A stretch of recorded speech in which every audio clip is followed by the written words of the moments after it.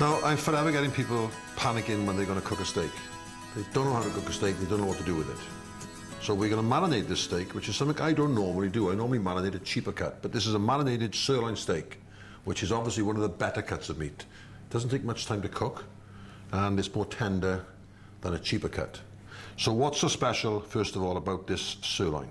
Well, first and foremost, Dudley, it's matured, and that is critical for eating a good quality steak. This steak, for example, has been matured on the bone, and that's another critical.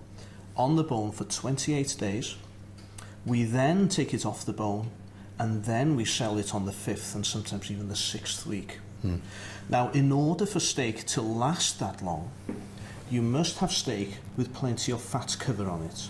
Yeah, I've noticed this fat on it. This is a nice golden colour. It's not white. No. Is that a good sign? It is always a good sign. Grass-fed beef, beautiful. Now, the other thing is that we've got the other reason for the fat, obviously, is the flavour. Because the lean meat from a slightly fatter carcass is far more superior to the lean meat from, say, a lean carcass. What we then do, obviously, is to trim the meat down to acceptable modern requirements, but the flavour is still there. Have a look at this, Dudley. What we've got here are specks of marble running throughout the meat, and that, on cooking, as you will know, will render and disperse into the meat itself. Look at the grain. Shall we just take it out? Can you see how loose the grain is? Yeah. It's not tight and muscle bound. So you've got these great lengths of beautiful grained meat here. Look at how easy it's separating. It is, isn't it? It's splitting, you see. Can you see that? Now that's the sign always of a juicy, tender steak. And it's been hung a long time. It's been hung for a long time, obviously. Okay. So the rigor mortis are set in. It's the breakdown of the muscle tissues taking place. I just can't wait to taste this. I really can't, Dudley. Right. Okay, so the marinade. Very simply, we're going to finely chop this onion. So first thing we're going to do is to cut the onion in half and chop the onion fairly fine. So down about a ½ inch, well, a quarter of an inch really, from the end of the onion. Don't cut through the root.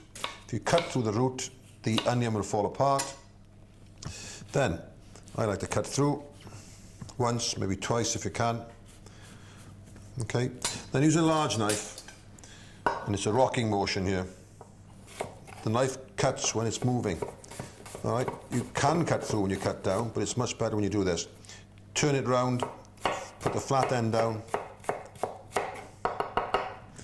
There you go. So the key thing here is to keep the root of the onion intact. Root intact, the onion doesn't go everywhere. So that goes into the bowl.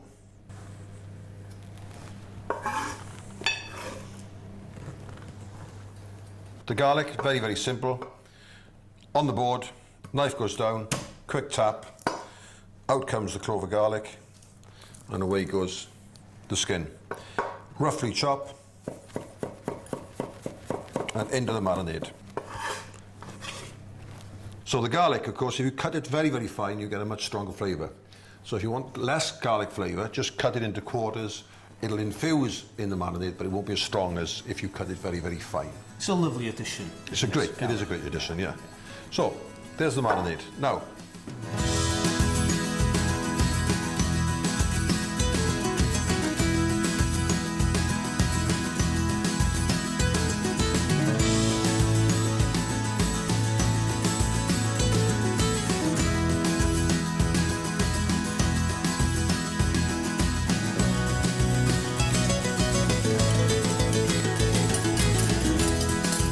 we want to cook these medium rare.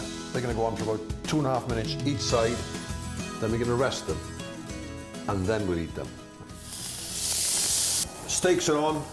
I'm not touching those. I'm not putting a fork in there. I'm not touching them. Just leave them 2.5 minutes. Then I'll turn them. Okay? It's very, very important. So don't play with the meat. Just leave it be. Leave it be. Now, the big mistake people make is they'll cook steaks in frying pans, and they put cold meat into a hot pan. The pan's got to be hot. When you put cold meat into a hot pan, the temperature drops, okay? But it will come up fairly quickly. But if you turn those steaks over within a minute, the temperature drops again. So then it is really cold. And what you're doing then, you're starting to boil the meat instead of char grilling it or actually getting a caramelization on the outside, which is what we need.